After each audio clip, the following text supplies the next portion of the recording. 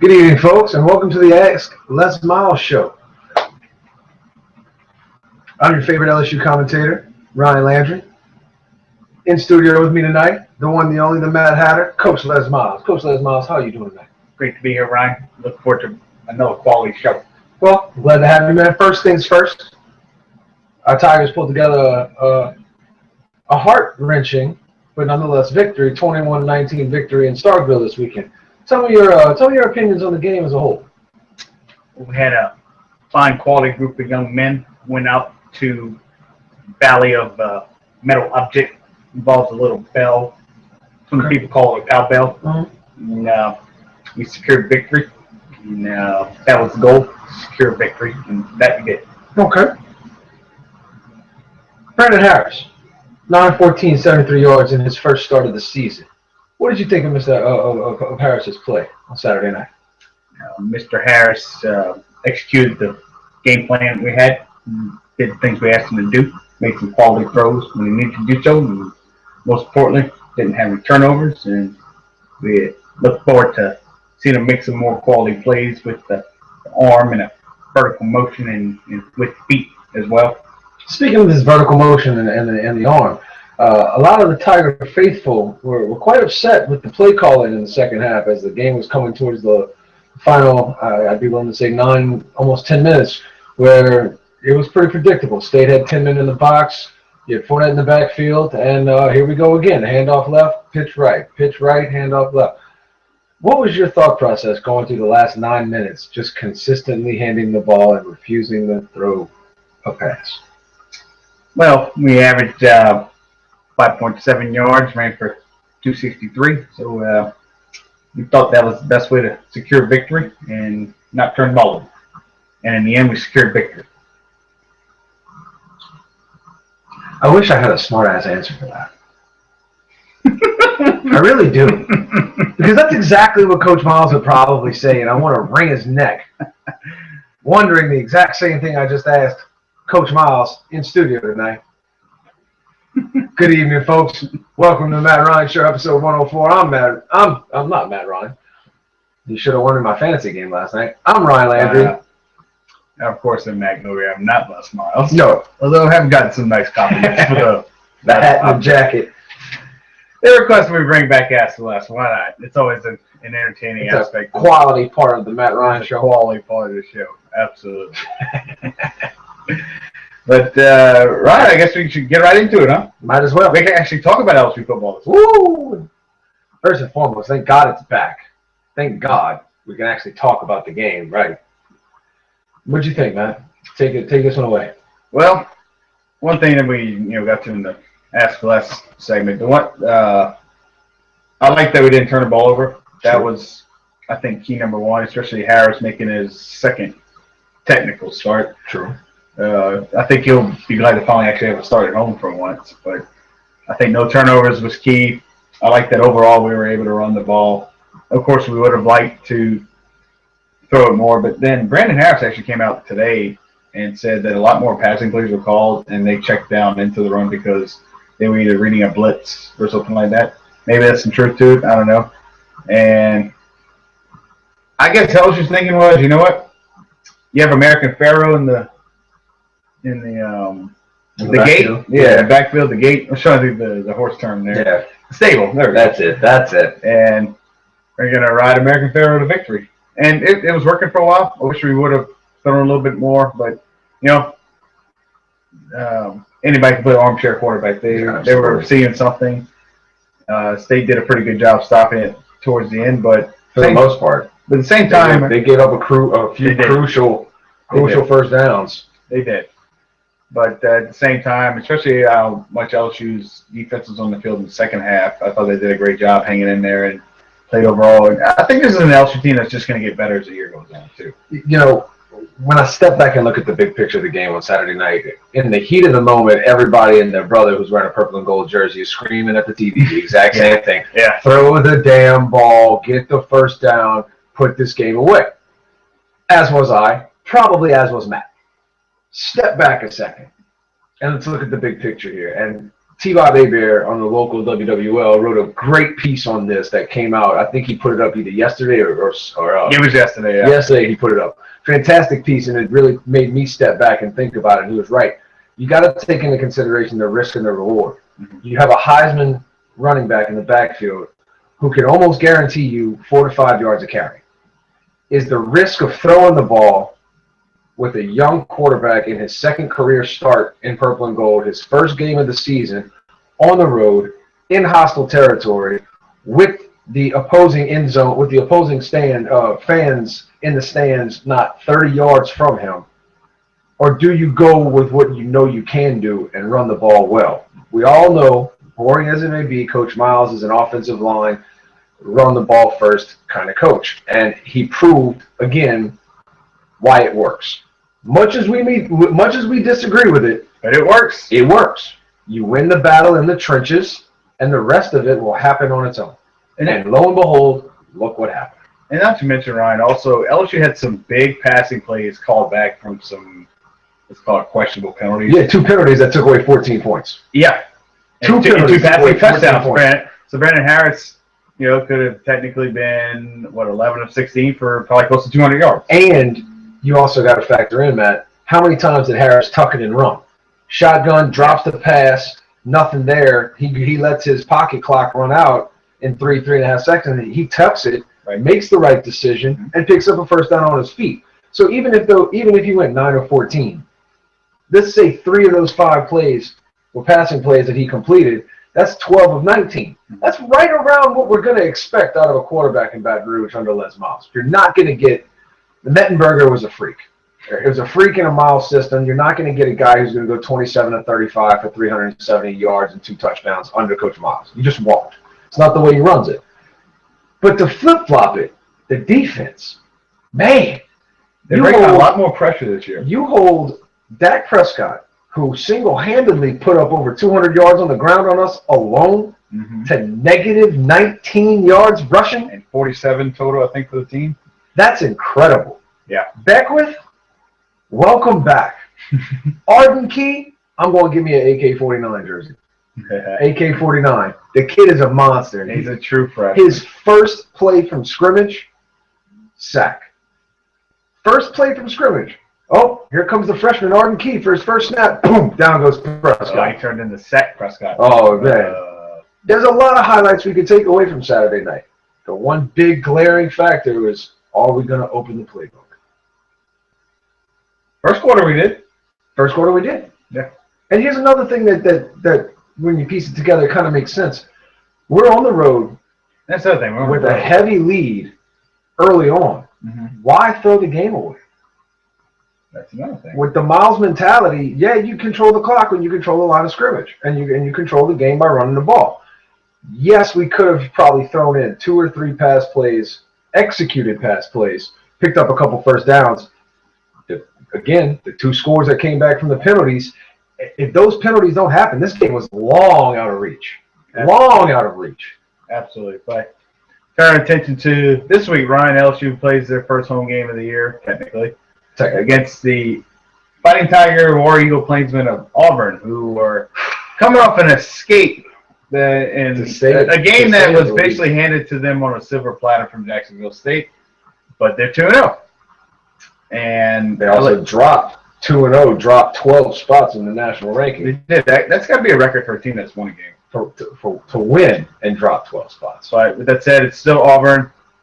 They're going to get LSU's going to get their best shot, of course. 2:30 kickoff on CBS. Will the day game curse affect LSU, Ryan, this Saturday, or what do you expect to see out of the Big Old Tigers? 2 years ago, I took my son to the LSU Auburn game, and that was the first time in my life that it had ever rained in Death Valley. It's a stiff dew. It rained. We went in there. I had a 2-year-old with me, and it rained. 4 years ago was, of course, the undefeated season, and we laid waste to Auburn that season. Do I think there's a trend here? Auburn hasn't won in Baton Rouge since 1999. They have a quarterback who has thrown 3 touchdowns and 5 interceptions against 2 teams that don't even hold a candle to SEC quality play. No bashing Louisville. But Louisville's 0-2. They lost to Houston. Louisville's not as good as they used to be, or they have been in the past years. Mm-hmm. And Jacksonville State and Nichols are in the same division. Not the same conference, but the same division. And Jacksonville State put up over 200 yards on the ground. Mm-hmm. An FCS school. Same FCS school. Went into Jordan-Hare and put up over 200 yards on the ground and almost came out with a win. They did. Same one that beat Ole Miss a couple years back. Same, well. Sure was. Last time an FCS school beat Division I. But at the same time, Auburn should have been able to run all over this team. Should. Keyword. They should have been able to throw all over this team. Should. And Gus Malzahn actually came out today and said they need to run it more. So I think you're going to see more of that Gus Bus. Yeah, Gus Bus roller type of offense this week, which that's to LSU faced this past week. They're not going to be seeing anything they haven't seen That's before. to their detriment, Matt. Yeah. Jeremy Johnson is not a true dual threat quarterback. Also, he's on the road now in the toughest place to win in the nation. He's on the road. A dual threat quarterback, playing a dual threat position when it's not your natural position. I don't foresee this being a very good game for Auburn. I just don't. Yes, they're going to have some fire underneath them because they're 2-0, but Gus Malzahn knows the wheels on the bus are about to come off. And I believe we see that meltdown this weekend. I believe, of course, it's going to stay close, but our defense, Dak Prescott's the best quarterback in the SEC. I'll go ahead and say it right now. Dak Prescott's the best quarterback in the SEC, and we held him in check at home. We held him to 19 points in check at home and negative rushing yards.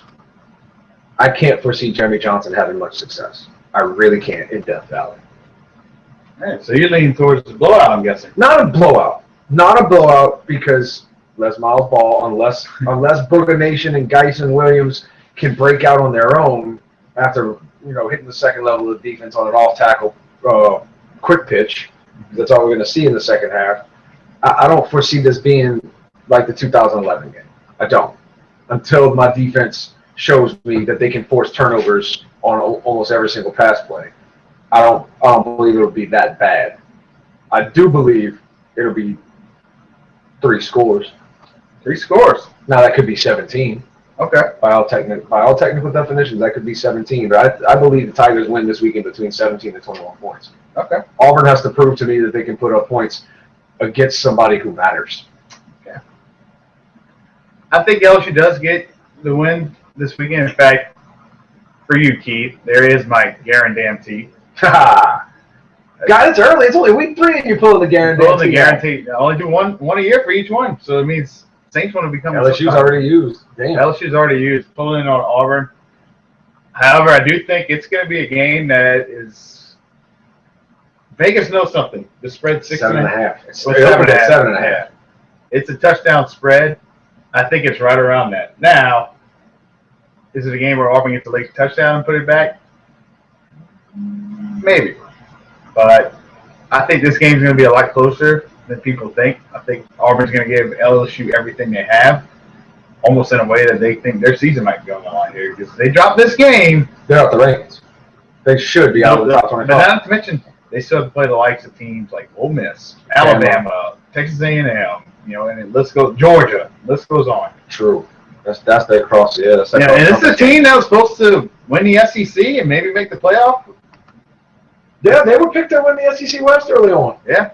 I picked them in my show. I did. Oh, yeah, in our show in the season preview. You sure did. I picked Auburn. They have not lived up to the billing. I'm going to go LSU 24-17 though. I do think the Tigers get a victory this week. I'm going to go good guy Tigers. 31. Auburn 17. Okay. 31-17. And I think, again, like you said, Matt, that late touchdown, if anything, I almost want to see if we can open it up more against a defense that's not that great. That's what I'm thinking is not only was it for Harris's first start of the season, first game of the season, on the road, in hostile territory, right? At home now. This is his first home start. He played at home against New Mexico State last year. He played a short period of time against Mississippi State last year. This is his first home start. What will we see? Also, will they let him get the ball to Dupree and Doral and Diarce and hell, maybe even Quinn while we're at it? Sean Smith, he has a catch in the first quarter and then disappears. God forbid, we saw the tight end work. I want to see what Geis and Williams can do as well. We didn't see too much of Geis. Williams looked damn good on Saturday. That's a good third down back. But I believe if we follow the billing, Fournette's going to get 25 touches. That could be 200 yards. Yeah. State's got a better defense than Auburn. We're playing at home. Fournette could see the 200 mark on Saturday. It's not that far out of reach. What he had 168. Is it 28 for 168 against State? I think he might have had even more than that. He might have like 170. On the road, he puts up $107. At home, against more of a switch team defense, it could be a 200-yard day if LSU can control the line of scrimmage, which I believe we can. Against a defensive line that's probably not as good as State's. They got a shot. Who's also coming in on the road. Especially if we can prove that we can throw the ball. Look, if Jacksonville State can move these guys around, fill in the blanks. We shall see for sure, though, on Saturday afternoon in Death Valley. But with that said, flipping over to the pros, Ryan, the Saints got their season started off in a disappointing fashion, to put it politely. 31-19 loss to the Arizona Cardinals, who a lot of people are predicting to win the NFC West, and they look like an NFC West potential champion. The Saints looked like pretty much what everybody thought they would. A team that can move the ball, potentially put some points up, but also give up a lot. Four red zone trips, a touchdown and 3 field goals. 2 of those field goals are turned into touchdowns, and the game's complexion has completely changed. Yeah. I don't put this game on the defense. I don't. I really don't. I'll put this one on the offense because we don't have a true identity yet. We don't. Spiller's out. Ingram, of course, is our one back. Robinson being the 2. We know we're getting in Colston, who's also getting old, he's lost a step out of his breaks. We know we have in Cooks, who has that Sproles/slot receiver role.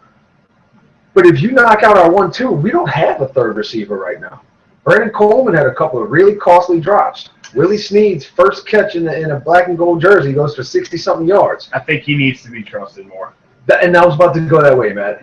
We need to figure out what our 3 and 4 wide receiver sets are going to look like consistently. Right. Because we don't have any consistency on offense right now. The only thing that was consistently working for us on Sunday was the screen pass. And the only reason that was working is because Arizona's a pressure defense. They're going to send you 5-6 guys coming at you, so it's going to leave that open. And as soon as they stop doing that, well, guess what? The screen stopped working. And we couldn't open it up anywhere else. The ball, Drew tried. He tried. Coleman had a couple of drops. Cooks had a chance at one in the end zone with Patrick Peterson on great coverage, which was pretty much a hope shot. Aside from that, our offense looked terrible. Not to mention that the Saints didn't even, just like LSU didn't really do, utilize the tight end much. We threw to Ben Watson once. I didn't see us. Josh Hill didn't have one catch. I didn't see us look at Josh Hill, and I didn't see us look at Ben Watson after that the entire game. Coleman and Colson had a huge case of the drops, and that didn't help either. And then, of course, we get away from the running game. I mean, the ratio was bad. It was 50-20, right? I mean, you're not going to win. You're not going to win any games doing that. And they're like, oh, we're losing. It was a touchdown game. We abandoned the run. It was a one-score game. The whole In fact, if anything, I believe Mark Ingram was our leading receiver Sunday. That tells a lot for there. He ran hard. It also went to the fact that I know we've got on him a lot about running, but the offensive guards are absolute garbage. The tackles, but the only guy that played well on the line, in my opinion, was Max Unger, who's proven to be a steal in that trade. Yes, but I thought the defense played hard, especially a couple of the rookies. I just don't think they're good right now. I mean, 427 and 31 points. The numbers don't lie. But here's the kicker. And I'm always harder on the defense than most people. Arizona's got a better defense than we do. They do. We put up more yards than they did. We put up more yards throughout the game than they did, and we lost by 12. And what is that? Yeah. And lost by 12. How do you outgain somebody and lose by 12? Yeah. 2 things. Red zone efficiency defensive penalties. And turnovers. Well, the turnover ratio was even. It was 1-1. It was 1-1. Delvin Breaux, I got to give him credit where credit is due. I can forgive him those penalties. I thought him and Swan got ripped on a bit. A couple of them. But you got to think of it this way. I do like both those guys. First NFL start. I'd rather have penalties for defensive holding because he's being more aggressive than be getting burned every day. Oh, and also at the same time, Arizona may have the best trio of receivers in the NFL. John Brown, that kid's something special. Larry Fitzgerald is still Larry Fitzgerald. He's Fitzy. You know what you're going to get out of Fitzy. Exactly.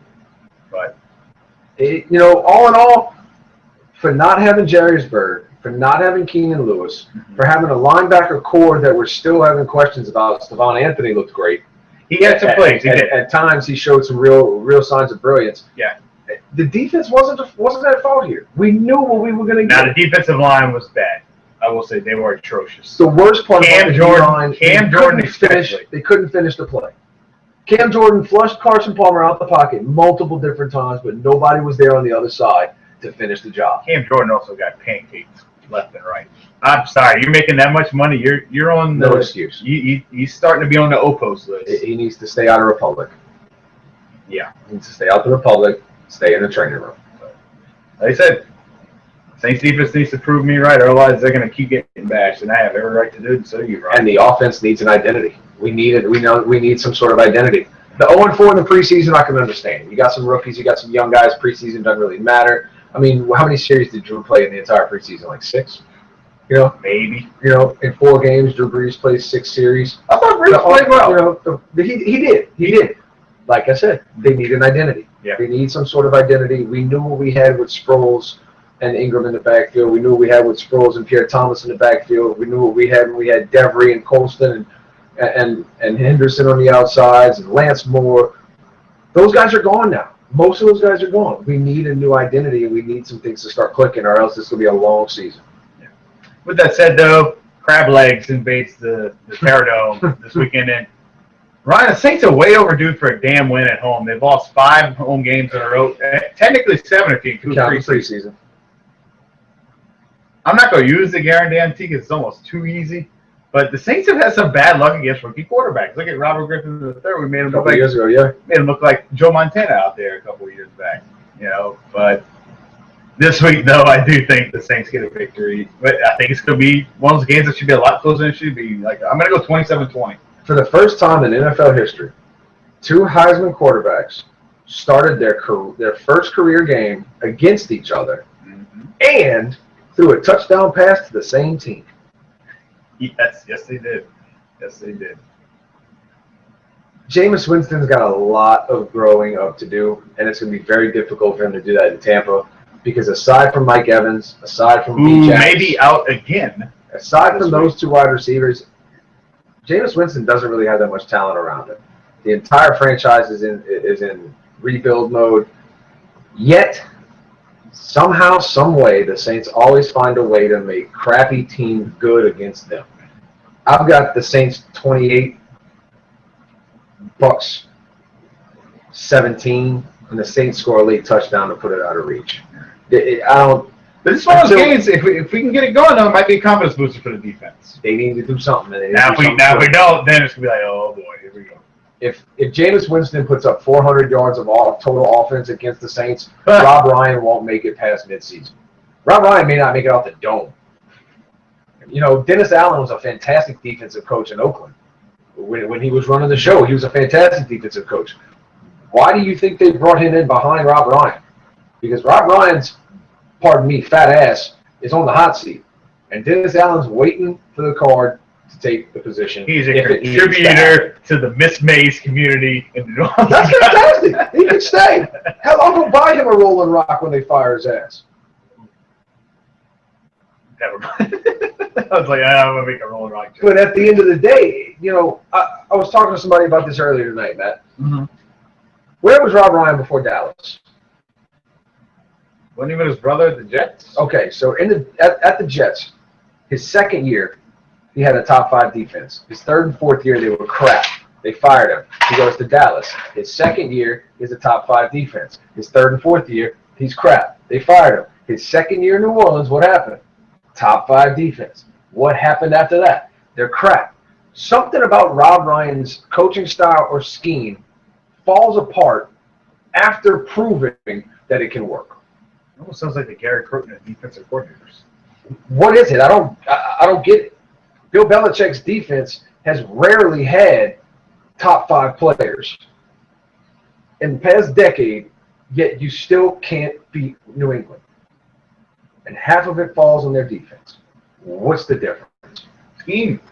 It's schematics, and that's coaching. Rob Ryan, show me you're worth a damn, or you and your big silver locks are going to be gone by midseason. But that's it, Ryan. That's that.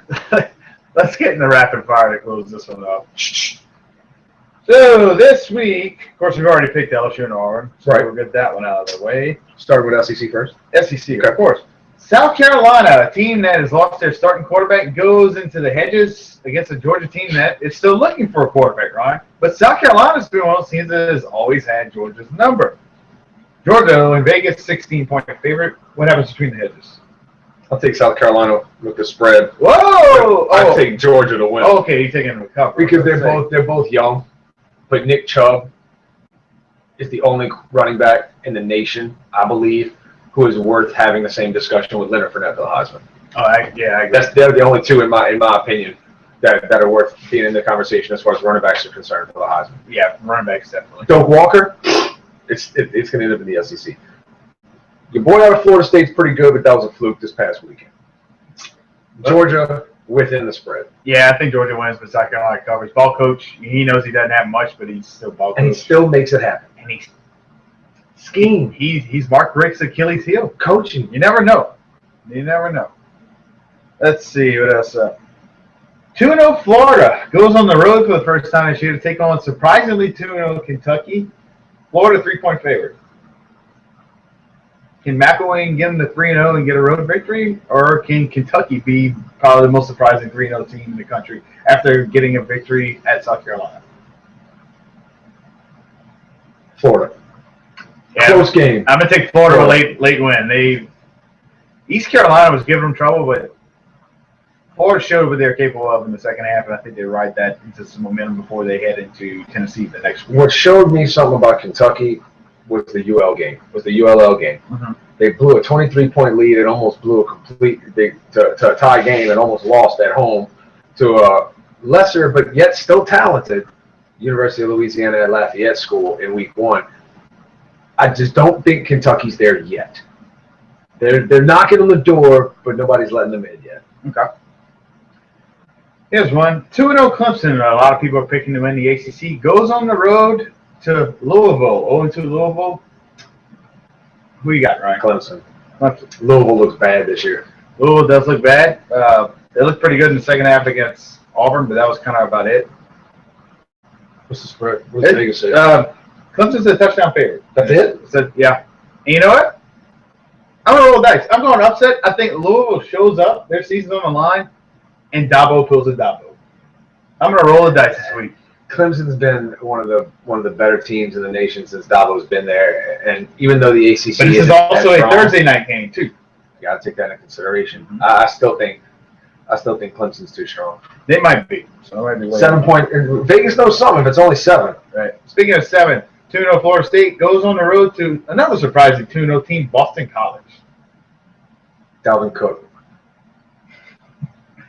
Yeah. You got to take Jimbo in this one. In fact, Dalvin I don't Cook. think it'll even be close. I don't even care who's Florida State's quarterback because I don't know.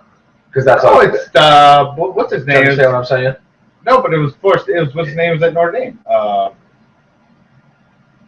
know you're talking about. Yeah, I'm drawing a blank. I know you're talking about. But it doesn't even matter who it is because you got Dalvin Cook. Dalvin Cook playing against teams like Boston College make Dalvin Cook look even better than he already is. Pretty much. Next. But anyway, what else you got in the conference? No in-state, no in-conference games. Our last pick will be the SEC one. We got one more before it though. I know what game you're talking about.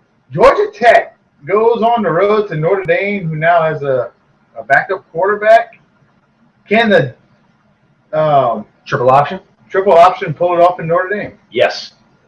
I think so too. In fact, Vegas agrees. Vegas actually has Georgia Tech as a 2-point road favorite. Georgia Tech has put up 63 in a triple option offense for the past 2 weekends. That speaks volumes about the talent. They may win the ACC, Ryan. Georgia Tech's a sleeper, and not many people know or follow or keep up with Georgia Tech because they're normally like right around a 8-4 team. They make a bowl every now and then. They make an Orange Bowl. Well, actually, although last year they beat Mississippi State in the Orange Bowl. They're boring to watch because they're a run heavy team. But that triple option, when it's run correctly and consistently, it's dangerous. And it made Mississippi State look bad in the Orange Bowl last year. And that's where the read option came from. The same concept of we're going to make the defense make a commitment, and we adjust accordingly in the heat of the moment. And what do you have for as a backup plan? I like Georgia Tech in this one. Yeah. I don't think Notre Dame, even though the backup. Notre Dame got lucky. Yeah, kind of like BYU. They got lucky. Yeah. But with that said, Ryan, last game on the slate, Ole Miss, who is putting up lights and numbers plus, goes into Tuscaloosa against an Alabama team that's 2-0. It hasn't quite looked like the Alabama team despite the scores. That's the thing, is despite the scores, you eliminate Derrick Henry from the Alabama offense, and they don't have an offense. I don't trust Coker yet. He's shown against Wisconsin, which may or may not say a lot. It just depends on how the season unfolds. Will probably still win. Well, Wisconsin also has no quarterback. Stavy should be bagging groceries at Rouse's, not playing quarterback at Wisconsin. That dude is terrible. That's another story. Coker showed a few of the second half I watched of that game. Coker showed a few passes that looked good. I wasn't going to watch him against Middle Tennessee and make an accurate judgment. Sorry, Greg, but it's Middle Tennessee.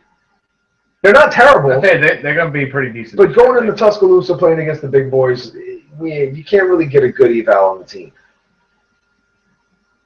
If Ole Miss can find a way to contain Derrick Henry, which I know is a pretty tall task, but force them to move the ball other places, Ole Miss can, and in my opinion, will come out of Tuscaloosa with a victory. I think Chad Kelly is the X factor of this offense. He is what they have been missing for the past few years. Bo Wallace was decent at best. Chad Kelly's a damn good quarterback. He's gone 300 plus the past 2 games, and Ole Miss has put up 149 points in 2 games. 76 in week 1, 73 in week 2. Against a decent Fresno State team. Against a D1 Fresno State team. Yep. I don't know, that's like, they're a D1 team. It's not like playing Jacksonville State and coming down to the wire and going to overtime. And that's right. They still got the Land Shark defense. They still do have most of it. Kendinchi, Kendinchi is now playing on offense too.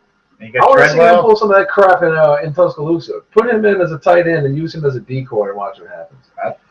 I think Ole Miss. I think Coach Freeze comes out hot. Comes out hot. Coach Freeze coming out hot. Ah, well played. Well played. I think Ole Miss pulls us out. I'd say by 4. By 4. Okay. I pretty much agree with everything you said right there, Ryan. I think Ole Miss does have a legitimate shot, but can they do it in Tuscaloosa? That's the thing I'm wondering about. I think somehow, some way, and I want to say it's going to be because of Alabama's front 7. If anything, their secondary has been very suspect. If Ole Miss gets the passing game going, it might be a long way for Alabama. I think Alabama wins, but they maybe squeak by on a late touchdown because the damn sure going to be by field goal. That's for sure. Right. Their kicking game is still. Yeah. I think it might be, if anything, because of the defensive front 7, if they can contain the run, maybe off of a fumble or something like that. But I think Ole Miss does have a legitimate shot, but also Alabama hadn't forgot about losing in Knoxville last year. I just can't see Saban losing 2 in a row to Ole Miss, especially at home. I think they survive. I think Ole Miss gives them everything they can. I believe this is the worst Alabama team we've seen maybe since 07? Since Saban has got there. This is probably the worst team Saban's had, except for his first year when they lost to ULM. And it's not that they're terrible. It's just it's not the Crimson Tide pain train that everybody expects when they play in Tuscaloosa or against Alabama. They're not that good in comparison. They pale in comparison to the national championship teams they've had. And everybody always keeps them so high in their ranks because you expect Bama to just reload, right? No, there's some pieces missing. There's a few pieces missing on that Alabama team right now, and I think Ole Miss has the talent around them to expose it. We'll find out Saturday, Ryan, and Sunday for sure. This Saturday night. With that said, though, Ryan, it's another episode in the books. 105, of course, will be next week, where hopefully we'll be talking about LSU and Saints victory. If not, it'll be a pretty depressing show. Hey, look, if the Tigers are 3-0, I can deal with the Saints being 0-2. I can deal with that. Actually, no, because it's against Tampa. No, I'm not all right. We're going to be talking about the NFL 2016 draft. Of the Saints I'm going to need some new coping skills. If the Saints start 0-2 against Tampa, starting that second loss against Tampa, I don't know what I'm going to do. But with that said, it's another episode in the books. Not America. Go Tigers. And go Tigers, of course. Good Tigers.